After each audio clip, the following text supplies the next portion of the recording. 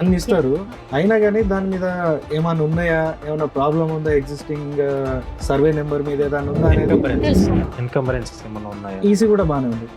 But అయిన తర్వాత తెలిసింది దాని మీద కేసు ఉందా? కేసు బేసిక్ రూల్ ఏంటంటే ఒక అగ్రికల్చరల్ ల్యాండ్ కానీ ఏ ప్రాపర్టీ అయినా దాంతో డీల్ చేసే కంపెనీ ఏం చేయాలంటే మినిమం 30 years ఆఫ్ హిస్టరీ తీసుకోవాలి. ఓకే, వాళ్ళ దగ్గర బేసిక్ గ్యాసే ఉండదు. అవును, ఏం జరుగుతుంది ఏం అనేది కూడా తెలియదు. జరుగుతుంది వాళ్ళకి డే టు డే అప్డేట్ కూడా ఉండదు. అవును. 3 years తర్వాత వస్తాడు, వచ్చి చూసుకుంటాడు, అక్కడ ఏముండదు. అదే గ్రౌండ్ జీరోనే ఉంటుంది. స్టార్టింగ్ ఏది ఉందో అదే ఉంటుంది. ఫస్ట్ ఏది ఉందో గదే చెట్టు ఉంటుంది. సో మనం చేయాల్సింది ఇప్పుడు గ్రాఫిక్స్ లో అది చూపిస్తాడు కదా, పెద్ద పెద్ద high-rise buildings, 3D brochures, seriously wonderful ఉంటుంది చూడడానికి. ఓకే, అది మనం రియాలిటీ పక్కన పెడదాము.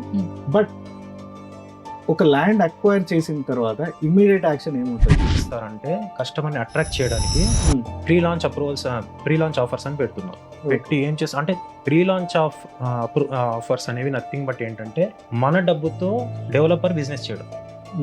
లైక్ ఎలా బిల్డ్ చేయకుండా ఈ వచ్చిన డబ్బు ఏదైతే బిల్డింగ్ కాదు, అమ్ముతున్నాము ఫర్ సేఫ్టీ, కానీ ప్రీ లాంచ్ ఆఫర్ కింద మీకు 4,000కే ఇస్తున్నాము, 3,000కే ఇస్తున్నాము అని చెప్పి బ్రోచర్స్ ఇస్తారు.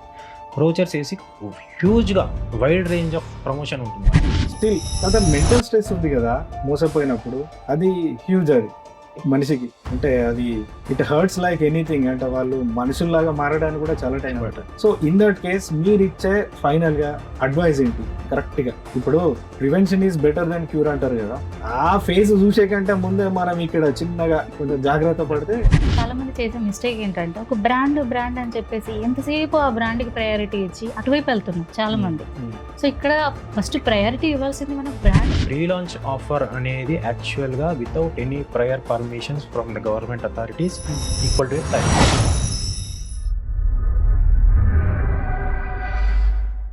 Hello Bhargav garu. Hi Vijay. Hi Swarna. Hi. ఎట్లా ఉన్నారు? బాగున్నారా?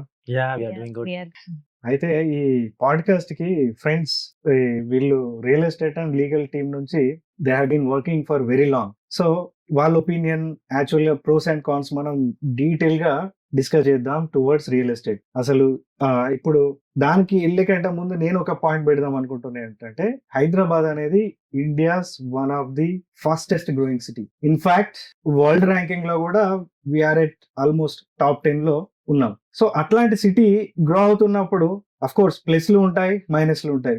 అంటే స్కామర్స్ కన్నా కూడా at the same time growing city మీదనే ఉంటుంది. ఇప్పుడు రియల్ ఎస్టేట్ తీసుకుంటే చిన్న నుంచి మొదలు పెడితే పెద్ద పెద్ద బ్రాండ్ల వరకు ఎక్కడో కాడ బయ్యర్ ప్రాబ్లం ఫేస్ చేస్తూనే ఉన్నాడు. వాళ్ళ కాళ్ళు కరెక్టే ఉన్నారు. బట్ బయ్యర్ అనేవాడు కస్టమర్ ఎలాంటి జాగ్రత్తలు తీసుకుంటే వీళ్ళ చేతిలో డబ్బులు లాస్ అవ్వకుండా కొంచెం సేఫ్ గా ప్రాపర్టీ కొనుక్కొని హ్యాపీగా తన లైఫ్ లీడ్ చేసుకోగలుగుతాడు. సో దాని గురించి మనం దాన్ని పూర్తిగా మనం అన్ని విధాలుగా అన్ని కోణాల నుంచి డిస్కస్ చేద్దాం with real estate and legal team departments. So Swarna, she is working in real estate for very long, and also Bhargav garu working for so long as a legal advisor related to specially documentation of the real estate properties. So వాళ్ళతో మనం detail గా discuss చేద్దాం. మీ doubts ఏమైనా ఉన్నా full గా clarify అయిపోయేలాగా నేను question తయారు చేసుకున్నా.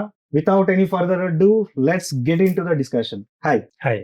అయితే ఇప్పుడు సార్ హైదరాబాద్ టాప్ లో ఉంది, అంటే గ్రోయింగ్ లో అన్డౌటెడ్లీ. సో ఇన్ఫ్రాస్ట్రక్చర్ వైజ్ చాలా బాగా వెళ్తుంది. ఇందాక ఉన్న ఢిల్లీ, ముంబై, బెంగళూరు వాటి ఇన్ఫ్రాస్ట్రక్చర్ ఓకే, బట్ ఇది కొత్త అడుగులు వేసుకుంటూ ఇన్ఫ్రాస్ట్రక్చర్ లో కూడా టాప్ నాచ్ గా డెవలప్ అవ్వకుంటూ వెళ్తుంది. సో అల్టిమేట్లీ గ్రోయింగ్ సిటీ అంటే పాపులేషన్ కూడా ఇంక్రీజ్ అవుతుంది. పాపులేషన్ ఇంక్రీజ్ అయినప్పుడు ప్రాపర్టీస్ బిల్డ్ చేయడం అవసరము. సో ఇంటర్నేషనల్లీ, నేషనల్లీ అన్ని రకాల బిల్డర్స్ మన హైదరాబాద్ లో they have started building the city. అంతవరకు బాగానే ఉంది. యాజ్ లాంగ్ యాజ్ మీరు ఆ ప్రాపర్టీ కొని హ్యాపీగా మీరు పొజిషన్ తీసుకొని అందులో ఉంటే ఏం ప్రాబ్లం లేదు. But majority of the cases మనం రీసెంట్ గా చాలా న్యూస్లలో కూడా వచ్చింది. న్యూస్లలో కూడా ఏది ట్రస్ట్ ఉన్న బిల్డర్స్ కూడా కంపెనీస్ లైక్ అంటే వాళ్ళ దగ్గర కొన్న వాళ్ళు కూడా ప్రాబ్లమ్స్ ఫేస్ చేస్తున్నారు. సో మనకు తెలియదు ఏముంది, ఒక్కసారి మళ్ళీ అది కోర్టులో ఫైల్ పోయిందంటే ఎన్ని సంవత్సరాలు పడుతుందో అది చెప్పడం అనేది చాలా కష్టం. సో ఇన్ దట్ కేస్ మనం రెడ్ ఫ్లాగ్ ని ఎలా ఐడెంటిఫై చేయొచ్చు? స్పెషల్లీ ఈ ప్రీ లాంచ్ వీటిలలో చాలా మోసాలు జరుగుతా ఉన్నాయి. గతంలో జరిగాయి, కాకపోతే ఇప్పుడు చాలా జరుగుతా ఉన్నాయి. ఎందుకంటే జనాలకి ఒకటే ట్రిగ్గర్ పాయింట్ ఇక్కడ, ప్రాపర్టీ తక్కువలో వస్తుంది, ఫ్యూచర్ లో అది మంచిగా అప్రైజ్ అవుతుంది, ఇప్పుడు ప్రీ లాంచ్ లో కొనేసుకుందామా. సో ఇట్లాంటి వాళ్ళకి మీరు ఇచ్చే సజెషన్ ఏంటి? రెడ్ ఫ్లాగ్స్ ఎట్లా ఐడెంటిఫై చేసి ఆ మోసంలో మనం బలి కాకుండా ఉండడానికి మనం ఇలాంటి జాగ్రత్తలు తీసుకోవాలి? స్వర్ణ అండ్ భార్గవ్, మీ ఇద్దరు పర్స్పెక్టివ్ నేను విందాం అనుకుంటున్నా, so that my audience will get educated. ఇప్పుడు యాక్చువల్లీ బేసిక్ గా ఏంటంటే హైదరాబాద్ సిటీ రియల్ ఎస్టేట్ పరంగా డెవలప్ అవుతుంది డే బై డే అంటే వీఆర్ వెరీ ఫార్చునేట్. ఎందుకంటే ప్రపంచంలో ఉన్న మంచి మంచి కంపెనీస్ మన సిటీకి వస్తున్నాయంటే we have to be proud. So దీంట్లోనే ఖచ్చితంగా ఏంటంటే కొన్ని కంపెనీస్ ప్రాపర్ గా కేర్ తీసుకోకుండా పర్మిషన్స్ పరంగా కానీ వాళ్ళు ఏదో హరిబరిగా డెవలప్ చేసేసి కస్టమర్స్ ని అట్రాక్ట్ చేసే ఉద్దేశంతో వాళ్ళు ఏంటంటే కొన్ని ప్రీ లాంచ్ ఆఫర్స్ అని పెడుతున్నారు. ప్రీ లాంచ్ ఆఫర్ అనేది యాక్చువల్ గా without any prior permissions from the government authorities is equal to A crime. Equal to A crime కాదు, అది crime. So pre launch offer అనేది ఎందుకు తీసుకుంటారు జనరల్ గా కంపెనీస్ పరంగా అంటే, కంపెనీస్ ఏం చేస్తాయి అంటే without taking prior approvals from government authorities like DTCP approval కానివ్వండి, హెచ్ఎండిఏ కానివ్వండి, ఇంకా వేరియస్ లోకల్ బాడీ నుంచి, మున్సిపాలిటీ నుంచి అన్ని అప్రూవల్స్ తీసుకోకుండా వాళ్ళు ఏం చేస్తారంటే ఒక వెంచర్ డెవలప్ చేసేస్తారు. డెవలప్ చేసి ఒక లేఅవుట్ వేసేస్తారు. ఓకే, లేఅవుట్ వేయగానే లేఅవుట్ నెంబర్ వచ్చేస్తుంది మనకి, ఎల్పి నెంబర్ అని వస్తుంది, లేఅవుట్ పర్మిషన్ నెంబర్ వస్తుంది. దాని తర్వాత చేయాల్సిన పని ఏంటి అంటే గవర్నమెంట్ అథారిటీస్ ని అప్రోచ్ అవ్వాలి. అప్రోచ్ అయ్యి HMDA with in Hyderabad 50 kilometres radius లో హైదరాబాద్ మెట్రోపాలిటన్ డెవలప్మెంట్ అథారిటీని అప్రూవ్ అవ్వాలి. ఇంకొకటి ఏంటి అంటే డిటిసిపి అంటే directorate of town planning, town and country planning, వీళ్ళని అప్రోచ్ అవ్వాలి. అప్రోచ్ అయ్యి కన్సర్న్ అప్రూవల్స్ తీసుకోవాలి. సో ప్రయర్ టు దట్ వీళ్ళు ఏం చేస్తారంటే కస్టమర్ ని అట్రాక్ట్ చేయడానికి ప్రీ లాంచ్ ఆఫర్స్ అని పెడుతున్నారు. పెట్టి ఏం చేస్తారు అంటే ప్రీ లాంచ్ ఆఫర్స్ అనేవి నథింగ్ బట్ ఏంటంటే మన డబ్బుతో డెవలపర్ బిజినెస్ చేయడం. లైక్ ఎలా బిల్డ్ చేయకుండా ఈ వచ్చిన డబ్బు ఏదైతే బిల్డింగ్ అనే కాదు, లైక్ వాడు చేసే ప్రతి ఒక్కటి లేఅవుట్ వేసాక ఫ్రమ్ ఫౌండేషన్ స్టోన్ తో సహా మన డబ్బుతో బిజినెస్ చేస్తాడు. ఎలా చేస్తాడు అంటే సే ఫర్ ఎగ్జాంపుల్ ఒక ఫ్లాట్ కన్స్ట్రక్షన్ చేస్తే ఈ రోజు దాని వర్త్ పర్ ఎస్ఎఫ్టీ 5,000 అనుకుందాం. 5,000 మేము అమ్ముతున్నాము పర్ ఎస్ఎఫ్టీ, కానీ ప్రీ లాంచ్ ఆఫర్ కింద మీకు 4,000 కే ఇస్తున్నాము, 3,000 కే ఇస్తున్నాము అని చెప్పి బ్రోచర్స్ వేసి హ్యూజ్ గా వైడ్ రేంజ్ ఆఫ్ ప్రమోషన్ ఉంటుంది వాళ్ళకి. వైడ్ రేంజ్ ఆఫ్ ప్రమోషన్ లో మనకి చూడొచ్చు, మనం ఈవెన్ టీవీలో కూడా యాడ్స్ వస్తాయి. ప్రీ లాంచ్ ఆఫర్, ఒక సెలబ్రిటీని పిలుస్తారు, బ్రోచర్ రిలీజ్ చేస్తారు. సో దీనికి ఏమవుతుంది అంటే మామూలు ఒక మిడిల్ క్లాస్ కస్టమర్ కూడా ఏంటంటే ఈజీగా అట్రాక్ట్ అవుతారు. అట్ ద సేమ్ టైం వాళ్ళ ఫేవరెట్ హీరో యాడ్ లో వస్తున్నాడు అంటే ట్రస్ట్ ఫ్యాక్టర్ ఖచ్చితంగా ఉంటుంది. ఇంకొకటి ఏమవుతుంది అంటే డెవలపర్ పాయింట్ ఆఫ్ వ్యూలో వాడికి ఇందులో దొరికే బెనిఫిట్ ఏంటి అంటే వాడికి 5,000 ఎస్ఎఫ్టీ 4,000 కాదు 3,000 కి పెట్టి అమ్మినా కూడా వాడికి లాస్ ఉండదు. కానీ వాడు ఏం చేస్తున్నాడు అంటే కస్టమర్స్ అమౌంట్ తో వాడు బిజినెస్ చేస్తున్నాడు. ఎవ్రీథింగ్ ఈచ్ బ్రిక్ కూడా మనం పెట్టే డబ్బుతోనే వాడు స్టార్ట్ చేస్తాడు. దీంతో ఏమవుతుంది అంటే వాడికి ఇంకొకటి ఇందులో ఫ్రీ ప్రమోషన్ దొరుకుతుంది. అంటే ఎలా ఫ్రీ ప్రమోషన్ ఎలా అంటే ఇప్పుడు సపోజ్ ఒక సాఫ్ట్వేర్ కంపెనీలో నేను ఉన్నాను, నేను జాబ్ చేస్తున్నాను, నేను బ్రోచర్ తెచ్చుకుంటాను. నేను బ్రోచర్ తెచ్చుకొని నా కొలీగ్స్ తో షేర్ చేసుకుంటాను. అరే పలానా reputed company pre launch offer లో నేను వెళ్తున్నాను, అక్కడ 5,000 ఉంది, నాకు 4,000 కే వస్తుంది అనగానే ఇప్పుడు జనరల్ గా జరిగేది ఏంటంటే ఇంత సెలబ్రిటీని పెట్టినా ఎవరిని పెట్టినా ఒక డెసిషన్ తీసుకునేది ఎప్పుడైనా కానీ ఏంటంటే మనం డే టు డే ఎవరితో యాక్సెస్ లో ఉంటామో వాళ్ళ నుంచే ఇన్ఫ్లుయెన్స్ అవుతాం మనం. Most of the cases mouth publicity మన నెక్స్ట్ టు డోర్ ఎవరైతే ఉంటారో వాళ్ళ నుంచే మనం డెసిషన్స్ తీసుకుంటాం. ఎందుకంటే ఇందులో హ్యూజ్ అమౌంట్ ఉంటుంది, లైఫ్ టైం అచీవ్మెంట్ గా ఫీల్ అవుతారు. ఎవరైనా మిడిల్ క్లాస్ వాళ్ళు ఏంటంటే to buy a flat is like their life time achievement. అంటే ఆన్ ద కాంట్రరీ సైడ్ మనం పోతే ఇంకొకరిని కూడా వేసుకొని పోతాం, పైకి వెళ్తే ఇంకొకరిని కూడా అంటే జనరల్ గా ప్రతి ఒక్కరు ఎట్లా అంటే పాజిటివ్ వేలోనే ఆలోచించేమనుకుంటారంటే ఎస్ నేను బెనిఫిట్ అవుతున్నాను, నా నెక్స్ట్ ఎవరైనా కొలీగే కావచ్చు, రిలేటివే కావచ్చు, ఎవరైనా కానీ అరే వాళ్ళు కూడా బెనిఫిట్ అవుతారనే ఉద్దేశంలో మనం షేర్ చేస్తాం. సో మనం ఏంటంటే దీంట్లో ఇన్ఫ్లుయెన్స్ అవుతాం. అరే అవును ఇప్పుడు నేను ఇక్కడ చూసాను ఇది 5,000 ఉంది, అక్కడ ప్రీ లాంచ్ ఆఫర్ అంటే ఒక అవుట్ రైట్ గా 1,000 పర్ ఎస్ఎఫ్టీ తగ్గుతుంది అంటే ఒక 1000 ఎస్ఎఫ్టీలో నాకు హ్యూజ్ అమౌంట్ అవుతుంది అది. సో వై కాంట్ వి అని చెప్పి మనం దాంట్లోకి ఎంటర్ అవుతాం. దాంట్లోకి ఎంటర్ అయ్యాక అంటే కొన్ని కంపెనీస్ ఏం చేస్తున్నాయంటే ప్రీ లాంచ్ ఆఫర్ చేసినా కూడా వాళ్ళు ఇన్ ద డ్యూ కోర్స్ వాళ్ళు అన్ని అప్రోచ్ తీసుకొని చేస్తున్నారు. కానీ ఇది ఎక్కడైనా కానీ ఒక స్పీడ్ బ్రేకర్ అనేది వచ్చింది అంటే దెన్ మనం అక్కడ బుక్ అయిపోయినట్టు. అక్కడ నుంచి మనకు స్టార్ట్ అవుతుంది ఇక. సో ఇది ప్రీ అదొక లాంచ్ ఆఫర్. బిగ్ ఫైట్ అది. ప్రీ లాంచ్ ఆఫర్, అందులో ఇరుగుతాయి. ప్రీ లాంచ్ ఆఫర్ అంటే కస్టమర్ కూడా బెనిఫిట్ అవుతున్నాడు, no doubt in that. No doubt about it. Customer కూడా డబ్బులు వస్తాయి, మనకి అప్లైజ్ అవుతుంది అనే ఆశతోనే కదా జనాలు. ఒకటి ఏంటంటే ఫైనల్ స్టేజ్ లో ఎట్లాగో రేట్స్ పెరుగుతాయి. ప్రతి డెవలపర్ చెప్పేది ఏంటంటే ఈ రోజు ఉన్న రేటు రేపు ఉండదు, ఎండ్ ఆఫ్ ద ప్రాజెక్ట్ లో ఉండదు. సో మీకు ఈ రోజు చాలా తక్కువ అమౌంట్ లో వస్తుంది అని చెప్పి అన్నప్పుడు కస్టమర్ కూడా ఖచ్చితంగా ఏమంటే ఇంప్రెస్ అవుతాడు. అవును నాకు తక్కువకి వస్తుంది కదా అంటే వాస్తవం కూడా అది బెనిఫిట్ అవుతాడు, దాంట్లో డౌట్ లేదు. ఎందుకంటే cost of construction day by day increase అవుతా తప్ప డిక్రీజ్ అనేది జరగదు మార్కెట్ లో. సో బెనిఫిట్ అవుతాడు. కానీ ఎక్కడన్నా స్పీడ్ బ్రేకర్ పడితే మాత్రం హ్యూజ్ లాస్ లో మనం కూరుకుపోవడం ఖాయం. ఓకే. సో మరి దాంట్లో ప్రీ లాంచ్ ఆఫర్ కి వెళ్లే ముందు ప్రతి కస్టమర్ చేయాల్సింది ఏంటంటే థరో చెక్ ఉండాలి. ఈ లేఅవుట్ వేసాక ఖచ్చితంగా వీళ్ళు అప్రూవల్స్ తీసుకున్నారా అని చెప్పి. అయితే మరి ప్రీ లాంచ్ ఆఫర్ అంటే విన్నాను ఏంటంటే ఫస్ట్ అది లాంచ్ చేసిన తర్వాత వాళ్ళు అప్రూవల్ కి వెళ్తారని కదా. అప్రూవల్ కి వెళ్తారు. మరి ముందే అప్రూవల్స్ ఉంటే అది వేరే ప్రైస్ ఉంటుంది. అలా కాదు, అప్రూవల్స్ కి వెళ్లే ముందు వేసేది ప్రీ లాంచ్ ఆఫర్ 100%. కానీ వాళ్ళు స్టిపులేటెడ్ టైం ఇస్తారు మనకి. ఈ మంత్ లో మీకు ఇది వచ్చేస్తుంది, ఈ మంత్ లో టైం లైన్ ఉంటుంది. టైం లైన్ ఉంటుంది ఖచ్చితంగా. ఈ టైం కి ఇది కంప్లీట్ చేస్తాము, ఇది కంప్లీట్ అవ్వగానే కన్స్ట్రక్షన్ ఈ లెవెల్లో స్టార్ట్ అవుతుంది, వెరీ నెక్స్ట్ మంత్ ఈ స్టేజ్ కి వెళ్తుంది. బట్ ఇన్ దట్ కేస్ ఇప్పుడు అనుకుంటే అప్రూవల్స్ అనేది అంటే అది గ్యారంటీ లేనిది, రావచ్చు రాకపోవచ్చు కదా. ఖచ్చితంగా గ్యారంటీడ్ వస్తుందని ఏం లేదు కదా. అంటే approvals again depends on the nature of the land. Nature of the land, exactly. ఇప్పుడు ఆ అప్రూవల్స్ ఏది రావాలన్నా నేచర్ ఆఫ్ ల్యాండ్ ని బట్టి ఆధారపడి ఉంటుంది. అది ఆ నేచర్ ఆఫ్ ల్యాండ్ అది కరెక్ట్ గా ఉంటేనే మిగిలిన అప్రూవల్స్ అయినా ఏదైనా ఈజీ. అంటే ఫస్ట్ పార్ట్ ఏంటి స్వర్ణ అంటే ఒకవేళ ఒక ల్యాండ్ ని వాళ్ళు అక్వైర్ చేశారు, ల్యాండ్ అక్వైర్ చేసిన తర్వాత అసలు ఫస్ట్ స్టెప్ ఏముంటది? నెక్స్ట్ లెవెల్ అయితే ఫర్దర్ ఏంటంటే అప్రూవల్స్. అక్కడికి వెళ్ళే కంటే ముందు యూ షుడ్ హ్యావ్ మినిమం ఏదో ఉండాలి కదా. అసలు ఆ ప్రాసెస్ ఎలా స్టార్ట్ అవుతుంది? సో ఎలా అంటే మనం ఫస్ట్ ఇక్కడ రైతుల దగ్గర నుంచి ఎవరైతే ఉన్నారో రైతులు అక్కడ నుంచి మనం ల్యాండ్ వీళ్ళు తీసుకుంటారు.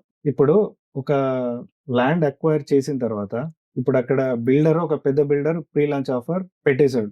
This is going to be, ఇప్పుడు గ్రాఫిక్స్ లో వాడు చూపిస్తాడు కదా పెద్ద పెద్ద high-rise buildings, 3D brochures, seriously wonderful ఉంటుంది చూడడానికి. ఓకే, అది మనం రియాలిటీ పక్కన పెడదాము. బట్ ఒక ల్యాండ్ అక్వైర్ చేసిన తర్వాత ఇమ్మీడియట్ యాక్షన్ ఏముంటది అక్కడ? ఇప్పుడు మనకి హైదరాబాద్ సిటీ ఎంత డెవలప్మెంట్ అయిందో మనకు తెలుసు. ఇప్పుడు హైదరాబాద్ లో మనం లేఅవుట్ వేసే పరిస్థితులు తెలియతే లేవు. మనం ఇప్పుడు లేఅవుట్ చేయాలంటే సిటీకి దూరంగా వెళ్ళి మాత్రమే చేయగలుగుతాం. అంటే ఎకర్స్ ఆఫ్ ల్యాండ్ ల్యాండ్ కాబట్టి ఖచ్చితంగా సిటీకి దూరంగా వెళ్ళాల్సిందే. It's impossible to acquire with in the city, very expensive. ఇది మనం ఎక్కడ నుంచి రైతుల నుంచి పర్చేస్ చేయాల్సిందే. సో వాళ్ళ నుంచి ఫస్ట్ నాలాకి వెళ్ళాలి. మనం ల్యాండ్ తీసుకునేటప్పుడు వాళ్ళ నుంచి తీసుకునేటప్పుడు నాలా కన్వర్షన్ కి వెళ్ళాలి, నాన్ అగ్రికల్చర్ ల్యాండ్ దానికి వెళ్ళాలి. ఇది 1963 యాక్ట్ ప్రకారంగా అలా వెళ్ళాలి. దాని తర్వాత లేఅవుట్ పర్మిషన్ ఎల్పి నంబర్ తీసుకోవాల్సి వస్తుంది. ఎల్పి నంబర్ విత్ ఇన్ మనం అప్లై చేసుకున్న తర్వాత 45 days తర్వాతనే మనకి అప్రూవల్ వస్తుంది. సో దీని తర్వాత మళ్ళీ డిటిసిపి అది ఏ సరౌండింగ్ లో ఉంది, హైదరాబాద్ కి 50 kilometers రేడియస్ లో ఉంటే మనకి HMDA Hyderabad metropolitan development authority కింద వస్తుంది. సో డిటిసిపి అంటే ఆఫ్టర్ 50 kilometers రేడియస్ దాటిన తర్వాత వచ్చేది డిటిసిపి కింద వస్తుంది. ఏ లిమిట్స్ లో ఉంది దాని ప్రకారంగా మనకి ఆ పర్మిషన్ తీసుకుంటారు. సో ఇప్పుడు వైటిడి టెంపుల్ ఉంది, యాదాద్రి టెంపుల్ ఉంది, దాని సరౌండింగ్ లో వచ్చేదంతా YTDA, Yadadri temple development authority. So ఏ సరౌండింగ్ లో ఉందనేది దాన్ని బట్టి మనకి లేఅవుట్ పర్మిషన్ అనేది తీసుకుంటారు. ఇక్కడ ఇంకొకటి కస్టమర్స్ కూడా చేసే బిగ్ మిస్టేక్ ఏంటంటే లాక్స్ ఆఫ్ పెట్టి అంటే ఎలా మోసపోతున్నారు. చాలా ఈజీగా అంటే ఇప్పుడు పర్మిషన్ తీసుకుంటారు, ఎల్పి నంబర్ లేఅవుట్ పర్మిషన్ తీసుకుంటారు. దానికి ఇప్పుడు ఒక 20 acres ఉందనుకోండి, సపోజ్ దాంట్లో ఒక డివైడ్ చేస్తారు. అంటే first phase, second phase, third phase ఇలా డివైడ్ చేస్తారు. సో ఇంకొకటి ఏంటంటే ఇక్కడ కస్టమర్స్ చెక్ చేసుకోవాల్సింది కూడా ఎవ్రీ ఫేజ్ కి కూడా సపరేట్ ఎల్పి నంబర్ ఉంటుంది. మళ్ళీ ఇక్కడ వీళ్ళు చాలా కంపెనీస్ చేసే ఫ్రాడ్ ఏంటంటే ఒక నంబర్ చూపిస్తారు, పర్మిషన్ వచ్చింది ఇదిగో ఆల్రెడీ ఎల్పి నంబర్ అని చూపిస్తారు, కానీ మిగతాదంతా ఉండదు. ఎకర్స్ అమ్మేస్తా ఉంటారు. ఇక్కడ ఇది చూపిస్తారు మీకు, ఎందుకంటే కస్టమర్ కి నాలెడ్జ్ ఉండదు ఇక్కడ. సో ఏంటి మాకు నంబర్ చూపించారు కదా, వచ్చింది కదా అనే దాంట్లోనే ఉంటారు. సో ఇలా కూడా మోసాలు జరిగే ఛాన్సెస్ ఉన్నాయి చాలా కంపెనీస్ లో. ఇలా జరిగాయి ఎకర్స్ లో. మంచి కార్ లో వెళ్ళి మంచి బిర్యానీ తిని టెంట్ వేసారు, పెద్ద లేఅవుట్ ఎక్సలెంట్ అసలు ఆ ఎక్స్పీరియన్స్ ట్రీట్మెంట్ కూడా ఇచ్చాడు. చాలా చాలా ట్రీట్మెంట్ బాగుంటుంది. Royal treatment. సో దాని కాస్ట్ ఏంటంటే చాలా ఇంకా ఇక్కడ ఇంకొకటంటే కస్టమర్స్ కూడా ఎలా అంటే లాక్స్ ఆఫ్ రూపీస్ పెట్టినప్పుడు ఒక్కసారి లీగల్ గా ఒపీనియన్ తీసుకోవడంలో తప్పేముంది? ఒకసారి అడ్వకేట్ ని అప్రోచ్ అయ్యి ఒక జెన్యూన్ కంపెనీ జెన్యూన్ లేఅవుట్ చేస్తున్నారంటే వాళ్ళు ఖచ్చితంగా లీగల్ డాక్యుమెంట్ అనేది ఇస్తారు. ఇఫ్ ఇన్ కేస్ మనం అడిగిన తర్వాత కూడా వాళ్ళు లీగల్ డాక్యుమెంట్ మనకి ఇవ్వట్లేదంటే అక్కడే మనం ఒక సెకండ్ ఆలోచించుకోవాలి ఎందుకు ఇవ్వట్లేదు. లీగల్ డాక్యుమెంట్ కంపెనీ అంతా కరెక్ట్ గా ఉండి లేఅవుట్ కరెక్ట్ గా ఉంటే లీగల్ డాక్యుమెంట్ ఖచ్చితంగా మీకు ఇస్తారు. మీరు లీగల్ ఒకటి చెక్ చేసుకుంటానంటే అట్లా కాదు స్వర్ణ. ఇప్పుడు లీగల్ డాక్యుమెంట్ బుక్ ఉంది, ఉంటుంది. బుక్ ఉంటది, Yes. లింక్ డాక్యుమెంట్ లింక్ పెద్దది డాక్యుమెంట్ బుక్ ఉంటుంది. అన్ని ఇస్తారు. అయినా కానీ దాని మీద ఏమైనా ఉన్నాయా, ఏమైనా ప్రాబ్లం ఉందా, ఎగ్జిస్టింగ్ సర్వే నెంబర్ మీద ఏదైనా ఉందా అనేది తెలిసిపోతుంది. ఎన్కంబరెన్సెస్ ఏమన్నా ఉన్నాయా? ఈసీ కూడా బానే ఉంది. Hmm. బట్ అయిన తర్వాత తెలిసింది దాని మీద కేసు ఉందని. కేసు How- అంటే మోస్ట్ ఆఫ్ ఎట్లా మోస్ట్ తెలుసు? ఆఫ్ ద లిటిగేషన్స్ ఎక్కడ నుంచి వస్తాయంటే మీరు ఇప్పుడు అంటున్నారు కదా ఒక బుక్ ఇస్తారు, లీగల్ డాక్యుమెంట్ ఇస్తారు అవును, అంటున్నారు. అవును. యాక్చువల్లీ అంటే నార్మ్స్ ఏంటంటే రియల్ ఎస్టేట్ లో ఎక్కడైనా కానీ బేసిక్ రూల్ ఏంటంటే ఒక అగ్రికల్చరల్ ల్యాండ్ కానీ ఏ ప్రాపర్టీ అయినా దాంతో డీల్ చేసే కంపెనీ ఏం చేయాలంటే మినిమం 30 years ఆఫ్ హిస్టరీ తీసుకోవాలి. ఓకే. వాళ్ళ దగ్గర బేసిక్ గా ఉండాల్సింది ఏంటంటే ప్రీవియస్ 30 years ఆఫ్ హిస్టరీ ఉండాలి వాళ్ళ దగ్గర, లీగల్ గా ఓకే. డాక్యుమెంటేషన్ ఉండాలి. సో ఇప్పుడు మోస్ట్ ఆఫ్ ది కేసెస్ లో ఏం చేస్తారంటే పహానీ నుంచి స్టార్ట్ అవుతుంది. కాసరా పహానీ అంటారు మన తెలుగులో. రైట్. పహానీ తీసుకుంటారు. అందులో డిఫరెంట్ ఏ ఫ్యామిలీ నుంచి ఏ ఫ్యామిలీకి వచ్చింది, ఏ ఫ్యామిలీ నుంచి ఏ ఫ్యామిలీకి వచ్చింది ఒక ఊర్లో అని చెప్పి తీసుకుంటారు. తర్వాత లాస్ట్ ఎవరి చేతిలో ఉంది ఆ రైతు నుంచి ఈ డెవలపర్ వచ్చేసి అగ్రిమెంట్ చేసుకుంటారు. ఓకే. అగ్రిమెంట్ చేసుకుంటే ఇప్పుడు మనకి మోస్ట్ ఆఫ్ ద కేసెస్ లో ఎలా ఉంటాయంటే say for example survey number 500 ఉంటది. By 1 by 2 by 2B by Okay. 1 2C ఇలా ఉంటాయి. ఈ బై ఎప్పుడైతే వస్తాయో దీంట్లో ఏమవుతుందంటే 500 సర్వే నెంబర్ లో బై 1 బై 2 బై 3 బై 4 వచ్చేసాక మళ్ళీ 501 స్టార్ట్ అవుతుంది. ఓకే. సో ఈ బై నెంబర్లు ఎప్పుడైతే స్టార్ట్ అవుతాయి దీంట్లో ఇట్లాంటి నెంబర్లు ఉన్నప్పుడు లిటిగేషన్ స్టార్ట్ అవుతుంది. అంటే ఆల్ఫాబెట్ లో ఉంటే జర డౌట్ పడాలి. అలానే అట్లా కాదా? డజన్ మీన్ అది కాదు, ఓకే. అది కాదు, అట్లా అని కాదు. Hmm. బట్ ఏం చేస్తారంటే ఇప్పుడు 500 ఉంది, 501 502 503 ఉంటది. మీరు ఇప్పుడు మామూలుగా జనరల్ గా కూడా ఎగ్జాంపుల్ గా మనం చెప్పుకోవాలంటే ఇప్పుడు ఒక కాలనీ కొత్తగా స్టార్ట్ అయింది, నాకు వచ్చేసి 1-100 హౌస్ నెంబర్ వస్తుంది.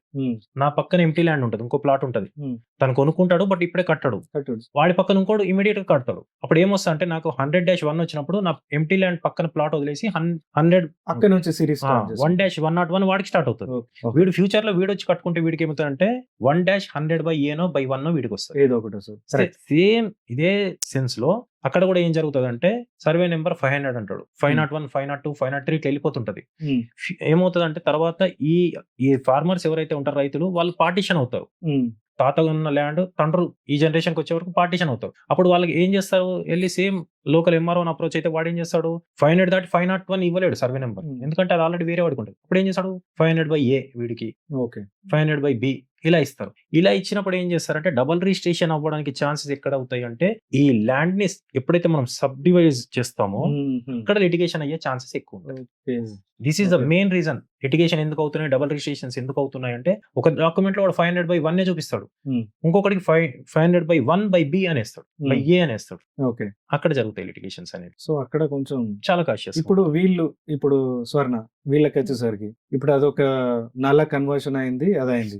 ఇప్పుడు స్వర్ణ జనాలు ఎక్కువ మోసపోవడానికి ఛాన్సెస్ ఉండే ప్రాబ్లమేటిక్ ఏరియా ఏంటి? ఇప్పుడు నల్ల కన్వర్షన్ అయింది, అక్కడ వరకు బాగానే ఉంది. Okay. తర్వాత ఇంకా ఏమేమి అప్రూవల్స్ యాక్చువల్ గా దాన్ని అథెంటికేట్ చేస్తుంది ఆ పర్టికులర్ లేఅవుట్ ని? నాలా కన్వర్షన్ వచ్చిన తర్వాతే మనం లేఅవుట్ పర్మిషన్ కి వెళ్ళగలుగుతాం ఇక్కడ. ఓకే. సో ఫస్ట్ అవ్వాల్సింది నాలా కన్వర్షన్. అది అయిన తర్వాత మనం ఎల్పీ నెంబర్ కి అప్రూవల్ కి వెళ్తాం లేఅవుట్ Okay. పర్మిషన్ వేయడానికి. దాని తర్వాత మన అది ఏదైతే దేంట్లోకి వస్తుందో మనకి హైదరాబాద్ సరౌండింగ్ లో ఉందా లేకపోతే హైదరాబాద్ అవుట్స్కట్స్ లో ఉందా, హెచ్ఎండిఆర్, డిటిసిపి, వైటీడీఏ ఎక్కడ ఉంది, ఏ లిమిట్స్ లో ఉంది అనే దాన్ని బట్టి మనకు అది పర్మిషన్ తెచ్చుకుంటాం. అంతవరకు బాగుంది. ఇంకొకటి ఇప్పుడు ఇలాగే మనకు జనాలు ఎక్కడ మోసపోతున్నారు, ఇన్ని రోజులు చాలా జరిగాయి, డబుల్ రిజిస్ట్రేషన్స్ జరిగాయి, లేకపోతే చాలా ప్రాబ్లమ్స్ అయ్యి, సో చాలా కేసెస్ లో చాలా ప్రాబ్లమ్స్ అయ్యాయి. ఇవన్నిటిని మినిమైజ్ చేయడానికి మనకు 2016 లో మనకి గవర్నమెంట్ అనేది ఒక రేరా అనే ఒక చట్టాన్ని తీసుకొచ్చింది. RERA, real estate regularity authority.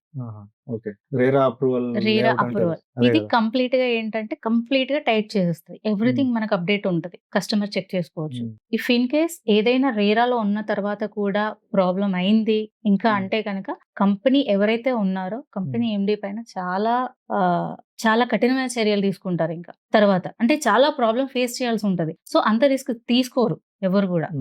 RERA అనేది అంటే చాలా వేరే అప్రూవల్ చాలా వచ్చిందంటేనే firm. అది కొంచెం చాలా సెక్యూర్. ఓకే. చాలా ప్రాబ్లమ్ ఏం 99% లేదు. సెక్యూర్డ్ ఉంటది. రేరా అనేది కస్టమర్ కోసం వచ్చిన యాక్ట్. ఈ మోసాలన్నింటిని అరికట్టడానికి మన గవర్నమెంట్ తీసుకొచ్చిన చట్టం. డబుల్ రిజిస్ట్రేషన్స్ కానీ, ఈ జనాలు మోసపోవడం కానీ, ఇదంతా టైట్ చేయడానికే రేరా అనేది తీసుకొచ్చింది. అంటే ఇంకొకటేంటంటే అది జస్ట్ క్లారిటీ కోసం అడుగుతున్నా. ఓకే. అసలు రేరా వీళ్ళు ఇట్లా మోసపోకుండా ఉండడానికి వాళ్ళు ఏం చేస్తారు? అంటే ఈ అప్రూవల్ ఉండాలి, ఈ అప్రూవల్ ఉండాలి. జస్ట్ అప్రూవల్స్ ఉంటే వాళ్ళకు రేరా అప్రూవల్ ఇచ్చేస్తారా? లేకపోతే ఇంకా ఎలాంటి జాగ్రత్తలు తీసుకుంటారు బిల్డర్స్ మీద? అంటే బిల్డర్స్ వేరే కస్టమర్‌ని మోసం చేయకుండా ఉండడానికే కదా యెస్. రేరా అనే చట్టం. యెస్. అవును. సో, వాళ్ళు స్పెషల్‌గా ఏం చేస్తారు? సో దట్ కస్టమర్ అనేవాడు మోసపోడు. ఎట్లా? అంటే వాళ్ళు ఏం చేస్తారు?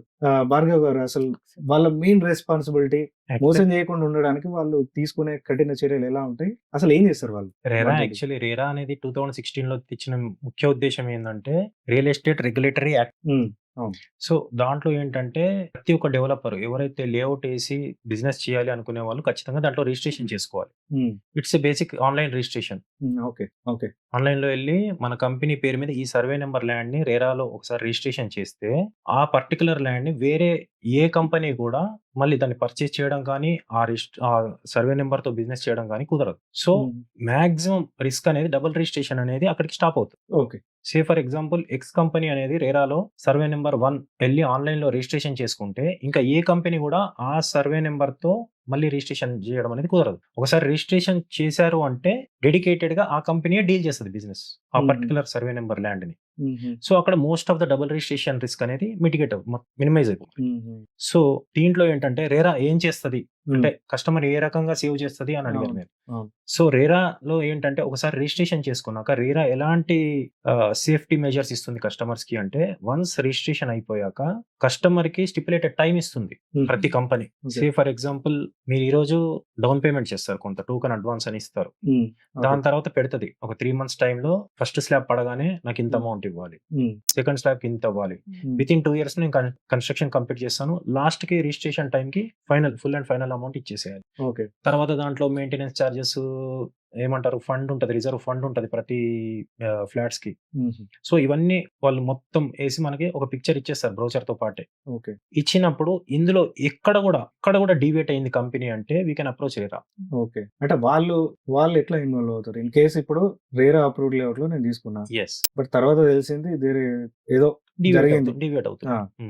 మీకిచ్చే అట్లా అయినప్పుడు వాళ్ళు ఎలా అప్రోచ్ అవ్వాలి? అప్పుడు రేరా ఏం చేస్తది? కస్టమర్ అనేవాళ్ళు అంటే ఇదంతా వీళ్ళ కమ్యూనికేషన్ అంతా మెయిల్ త్రూ ఇలానే ఉంటదా? లేకపోతే మన కంప్లెయింట్ ఇస్తే వాళ్ళొచ్చి అలాంటిది అంటే ఏమన్నా మీకు ఉంటదా? ఇంకొక పాయింట్ తను మిస్ చేసింది నేను చెప్పాల్సింది ఏంటంటే, రేరా అప్రూవల్ వచ్చేప్పుడు కూడా వాళ్ళు ఫిజికల్ ఇన్స్‌పెక్షన్ అనేది చేస్తారు. ఓకే. ఓకే. ప్రతి in layout person visit Yes, చేస్తారు వాళ్ళు. Yeah, visit ఖచ్చితంగా. చేస్తారు. మీరు ఎప్పుడైతే డాక్యుమెంట్స్ అన్ని ఆన్‌లైన్‌లో సబ్మిట్ చేస్తారో, హ్మ్. ఒక కంపెనీ వచ్చేసి సబ్మిషన్ అయిపోయాక హ్మ్. వాళ్ళు ఫిజికల్ ఇన్స్‌పెక్షన్ అనేది అథారిటీస్ వచ్చి చేస్తారు. ఓకే. ఎలా అంటే క్రాస్ చెక్ చేసుకుంటారు. మీరిచ్చిన డాక్యుమెంట్ పరంగానే ల్యాండ్ ఉందా? సర్వే నంబర్ ఉందా? హ్మ్. ఆ ప్రెమిసెస్‌లోనే ఉందా? హుహు. అనేది వాళ్ళు ఫిజికల్‌గా ఇన్స్‌పెక్షన్ చేసుకుంటారు. చేసుకున్నాకే అప్రూవల్ వస్తది. అప్రూవల్ వచ్చాక కూడా ఎక్కడైనా కస్టమర్‌కి ఇచ్చిన ప్రామిస్ నుంచి డీవియేట్ అవుతుందంటే కస్టమర్ ఎళ్లి ఎప్పుడైనా గాని can knock the door of the RERA. So, once రేరాకి ఒక కంప్లెయింట్ వెళ్ళింది అంటే వాళ్ళు దానిపైన ఖచ్చితంగా స్ట్రింజెంట్ యాక్షన్ అనేది ఉంటుంది. అది ఎలా ఉంటది అంటే, ఇప్పుడు మీకు రీసెంట్‌గా ఒక రెప్యూటెడ్ కంపెనీ పేర్లు మనం చెప్పుకోవడం బాగుండదు గానీ, హ్మ్. లైక్ బాచ్‌పల్లిలోనే ఆహా! ఒక one of the reputed company. Okay. చాలా అంటే 4 sides of the city ventures హ్మ్. చేస్తున్నారు వాళ్ళు. ఓహ్! ఓకే. సో, వాళ్ళేంటంటే 3 ఇయర్స్ హ్మ్. ప్రామిస్ చేశాక కంప్లీషన్ కోసం 3 ఇయర్స్ వెయిట్ చేశాక కూడా కస్టమర్‌కి ఈ రోజుకి ఆక్యుపేషన్ దొరకట్లేదు. ఓకే. ఆక్యుపై చేసుకుందామంటే అవును. ఇంకా కాకపోతే ప్రామిస్ చేసింది మాత్రం ఒక టైమ్ లైన్. అంతే. కాకపోతే దాటిపోయింది. అది దాటిపోయి 3 ఇయర్స్ కూడా అయింది. ఓహ్! 3 ఇయర్స్ అయ్యాక కూడా రేరాని అప్రోచ్ అయితే హ్మ్. రేరా టోటల్ కాస్ట్ ఏదైతే కట్టాడో హ్మ్. కస్టమర్ దానిపైన 10% ఇంట్రెస్ట్ యాడ్ చేసి రిఫండ్ చేయమని చెప్పి 10% ఫ్రమ్ డేట్ ఆఫ్ ఫ్రమ్ అక్కడి డేట్ ఆఫ్ నుంచి. పేమెంట్. ఆహా! From the date of payment. Okay. So, occupy చేయడము నేను చేసిస్తాననేది తర్వాత విషయం. యూ హావ్ టు రిఫండ్ అన్నమాట. నువ్వు తర్వాత వేరే వాళ్ళకి అమ్ముకుంటావు ఏందంటే టోటల్లీ వాళ్ళు ఒక టైమ్ బౌండ్ పెట్టి హుహు. ఖచ్చితంగా మీరు ఇది పే చేయాలి అని సో, చెప్పి యాస్ పర్ అగ్రీమెంట్ ఇట్లుంది కాబట్టి అది వెంట్ రాంగ్ గదా! యెస్. సో, ఇది ఇన్వాల్వ్ అయిపోయి వాళ్ళకిట్లా చెప్పింది. ఒకవేళ దాని తర్వాత గూడా దాని ఏం తర్వాత లేకపోతే వాళ్ళ నుంచి పాజిటివ్ రెస్పాన్స్ లేదు అనుకున్నప్పుడు రేరా ఏం చేస్తది? మళ్ళా లీగల్‌గా ఏమన్నా ఈ కేస్‌లో జరిగింది ఏందంటే రేరా మీద డెవలపర్ కోర్ట్‌కెళ్ళాడు. ఓకే. రేరా మీదనే. రేరా ఏదైతే హ్మ్. ఆర్డర్స్ ఇచ్చిందో వీడికి, వీడు రేరా పైన కోర్టుకి వెళ్ళాడు. బట్ సేమ్ కోర్టు అదే ఆర్డర్స్ ని అప్హెల్డ్ చేసింది. రేరా ఏదైతే ఇచ్చిందో దాన్ని ఖచ్చితంగా నువ్వు అవాయిడ్ చేయాలని చెప్పి orders. Okay, because this is legal cell కాబట్టి. అయితే ఇంకొకటి మీరు అన్న డౌట్ ఏంటంటే రేరా చెప్పినా కూడా వీడు చెయ్యకపోవడము అనేది ఉంది అంటే, ఇప్పుడు అంటే ఎట్ లాస్ట్ ఏం చేస్తుంది రేరా అంటే, ఎక్స్ట్రీమ్ స్టెప్ తీసుకునేది ఏంటంటే అట్లాంటి కంపెనీ బ్లాక్ లిస్ట్ లో పెడుతుంది. బ్లాక్ లిస్ట్ లో పెట్టినాక ఏమవుతుంది అంటే వాళ్ళు ఫర్దర్ గా ఏ వెంచర్ ఉన్నా కూడా వాళ్ళు బిజినెస్ చేసుకోలేరు. మరి ఇప్పుడు నాకెట్లా తెలుసు సార్ అది బ్లాక్ లిస్ట్ కాలేదు, కరెక్ట్ గానే ఉందని? అందుకే చెప్పేది ఏంటంటే కస్టమర్ కి డైరెక్ట్ యాక్సెస్ ఉంటది. మీరు రేరాలో ఏ రిజిస్ట్రేషన్ అయిన కంపెనీస్ అనేది you can go to the online and you can check it out. ఇంకొకటి చాలా వెబ్సైట్ లో అంటే వాళ్ళ వెబ్సైట్ రేరా వెబ్సైట్ వీళ్ళ రేరా నెంబర్ రేరాలో ఏ రిజిస్టర్డ్ కంపెనీస్ ఉన్నాయి ఉంటాయి. దాని ఏ వెంచర్ టేకప్ చేసాయి, ప్రతి ఒక్క కంపెనీ ఏ వెంచర్ లో హ్యాండిల్ చేస్తున్నాయి. కొత్త రూల్ కూడా అంటే కాదు, చాలా రోజులు అవుతుంది. ఇప్పుడు రియల్ ఎస్టేట్ లో ఉండే మార్కెటింగ్ పర్సన్స్ కి కూడా ఖచ్చితంగా రేరా నెంబర్ అవసరం. ప్రతి ఒక్క కంపెనీస్ ఒక్కటే కాదు, ఎప్పుడైతే కంపెనీ రిజిస్ట్రేషన్ చేసుకుంటుందో రియల్ ఎస్టేట్ ఏజెంట్ గానే ఎవరైతే మార్కెట్ చేస్తారో వాళ్ళు కూడా రిజిస్ట్రేషన్ చేసుకోవాలి. ఇక్కడ అన్ఫార్చునేట్ థింగ్ ఏంటంటే వాళ్ళకే ఆ నాలెడ్జ్ ఉండదు. అసలు మేము రిజిస్టర్ చేసుకోవాలనేది వాళ్ళకి చాలా మందికి తెలియదు. చాలా మంది ఇప్పుడు అదే జరుగుతుంది. బట్ ఏజెంట్స్ వాళ్ళ దగ్గరికి వస్తే ఏది అంటే తెలియదు. బట్ ఇదైతే చాలా టైట్, ఇది ముందు అయితే టైట్ అవబోతుంది. బట్ ఇప్పుడు బయట ఇయర్స్ లో అలా ఇలా తీసుకుంటే ఖచ్చితంగా మార్కెటింగ్ పర్సన్ కి RERA number must and should. అది లేకుండా అసలు రియల్ ఎస్టేట్ చేయడానికి వీల్లేదు. సో ఇది కూడా మనకు ముందు వస్తది. బట్ ఇప్పుడు అంత నాలెడ్జ్ అవగాహన అయితే లేదు దానిపైన. కొంతమందికి ఉంది, బట్ చాలా మందికి లేదు రేరా నెంబర్ మార్కెటింగ్ పర్సన్ కి. ఇప్పుడు ఇది ఒకటి సార్, ఇది మన లోకల్ హైదరాబాద్ వాళ్ళే లేకపోతే మన లోకల్ ఇండియన్స్ కొనుక్కున్నారు అనుకోండి, వాళ్ళు వచ్చి ఫిజికల్ విజిట్ చూస్తారు ఎంత ప్రోగ్రెస్ అవుతుంది, స్లాబ్ లేపిర్రా చేసిర్రా. ఈ ఎన్ఆర్ఐ లో పరిస్థితి ఏంటి సార్? అక్కడ ఎక్కడో కూర్చుంటారు, వాళ్ళు చూసేది ఆన్లైన్ లో చూసే బుకింగ్లు అన్ని ఆన్లైన్. అంటే వాళ్ళ పరిస్థితి ఏంటి? మోస్ట్ ఆఫ్ ద కేసెస్ లో ఏమవుతుంది అంటే మోసపోయే చాలా మంది వ్యక్తులు ఎన్ఆర్ఐస్. ఈజీగా అట్రాక్ట్ అయ్యే వాళ్ళు కూడా ఎన్ఆర్ఐస్. వాళ్ళు ఎందుకు అంటే వాళ్ళు ఒక గుడ్ ఫేత్ లో ఇన్వెస్ట్ చేద్దాం, మనము మనకి సెక్యూర్డ్ గా ఉంటది ప్రాపర్టీ అని గుడ్ ఫేత్ తో వాళ్ళు ఇన్వెస్ట్ చేస్తారు. సో వీళ్ళు అంటే వాళ్ళు కొనేది కూడా సార్ పెద్ద బ్రాండ్లలో, పెద్ద బ్రాండ్ అంటే ట్రస్ట్ మీద వ్యవహారం అది. కాకపోతే అట్లాంటి కంపెనీలే ఫ్లిప్ చేస్తే అంటే అట్లాంటి ఇన్సిడెంట్స్ కూడా మన దగ్గర ఉన్నాయి. ఎక్కువ జరిగే అంటే ప్రతి ఒక్క real estate company main target వచ్చేసి ఎన్ఆర్ఐస్, సాఫ్ట్వేర్ ప్రొఫెషనల్స్. మెయిన్ గా వాళ్ళు డీల్ చేసేది కూడా మీరు అంటే మామూలుగా నేను ఫేస్ చేసింది కూడా, మన నార్మల్ కస్టమర్ గా వెళ్ళి మీరు కూర్చోండి ఒక రకమైన రెస్పెక్ట్ దొరుకుతుంది. ఎన్ఆర్ఐ ఉన్నారు మా వాడు కొంటాడు అంటే ఆ రెస్పెక్ట్ వేరే ఉంటుంది. వాళ్ళ affordability but chances are high కదా కొనేది. సో వాళ్ళ మెయిన్ టార్గెట్ కూడా ఏంటంటే ఎన్ఆర్ఐస్, సాఫ్ట్వేర్ ప్రొఫెషనల్స్. దానికోసం మామూలుగా మీరు ప్రతి బ్రోచర్ మీరు చూస్తే మీ డే టు డే లైఫ్ లో వాడు రేరా పర్మిషన్స్ ఇవన్నీ ఎక్కడో కింద ఇస్తాడు సైడ్ కి. ఫస్ట్ మెయిన్ గా ప్రాజెక్ట్ చేసేది ఏంది, వాడు 25 minutes away from Rajiv Gandhi international airport, 10 minutes away అక్కడ నుంచి జస్ట్ కిలోమీటర్స్ కూడా కాదు, నేషనల్ హైవే అని చెప్పేస్తాడు. సో దీన్ని చూసి చాలా మంది ఏంటంటే అట్రాక్ట్ అవుతారు. ఇప్పుడు హైటెక్ సిటీలో సాఫ్ట్వేర్ ఎంప్లాయ్ ఉంటాడు, వాడు ఎక్కడో దిల్షనర్ లో ఉంటాడు. అరే అవును, నేను ఇక్కడ నుంచి వెళ్ళాలంటే నాకు 1.5 hour జర్నీ, నేను ఆఫీస్ లో స్పెండ్ చేసేదానికన్నా ట్రాఫిక్ లో ఎక్కువ ఉన్నా అనుకుంటున్నాడు. సో వాళ్ళు ఏమనుకుంటారంటే అరే జస్ట్ 25 minutes కదా కదా అనుకుంటున్నారు. అక్కడెక్కడో సాగర్ హైవే సాగర్ హైవేలో వదిలేస్తున్నాడు, జరిగేది అది. సో ఇప్పుడు వాళ్ళు ఖచ్చితంగా ఎన్ఆర్ఐస్ అంటే ఎన్ఆర్ఐస్ చేసేది, ఇప్పుడు వాళ్ళు వచ్చి ఫిజికల్ గా అయితే డే టు డే వాళ్ళు అబ్జర్వ్ చేయలేరు కన్స్ట్రక్షన్ ఎట్లా ఉందని, ఇప్పుడు వాళ్ళ ఫ్యామిలీ ఖచ్చితంగా వాళ్ళు సూపర్వైజ్ చేసుకోగలరు. అదొకటే వాళ్ళు చేయగలిగింది. కస్టమర్స్ కూడా ఇందులోంచి బయటపడాలంటే కస్టమర్స్ కూడా నాలెడ్జ్ పెంచుకోవాలి. కస్టమర్ కి కూడా నాలెడ్జ్ ఉంది ఎంతవరకు అని అంటే, వాళ్ళ నాలెడ్జ్ తో వెళ్తే సరిపోయేలా లేదు. ఇప్పుడు రియల్ ఎస్టేట్ బయట ఎలా ఉందంటే చాలా మోసాలు, ఎవరు ఏ రకంగా స్కామ్ చేస్తున్నారో తెలీదు. పెద్ద పెద్ద కంపెనీసే బోర్డు ఎత్తేసాయి ఇప్పుడు. చాలా ఇదంతా ఇది చేయాలంటే ఒక లీగల్ గా ఎందుకు వాళ్ళ ఒపీనియన్ తీసుకోలేకపోతున్నారు? ఇప్పుడు ఒపీనియన్ తీసుకున్నా అప్పుడు బానే ఉంటుంది, తర్వాత కొన్ని చేంజెస్ అవుతాయి. వాళ్ళు లింక్ డాక్యుమెంట్స్ మినిమం 50 years ఇస్తారు. ఎవరైనా కూడా ఏ కంపెనీ అయినా కూడా 50 years link documents, minimum 30 years అయితే ఖచ్చితంగా ఇవ్వాల్సిందే వాళ్ళు. సో అది తీసుకొని ఒకసారి లాయర్ ని అప్రోచ్ అవుతే ఇంకా క్లియర్ గా డీటెయిల్స్ వస్తాయి కదా, క్లారిటీ వస్తుంది కదా. ఇక్కడే మీకు క్లారిటీ వస్తుంది కదా.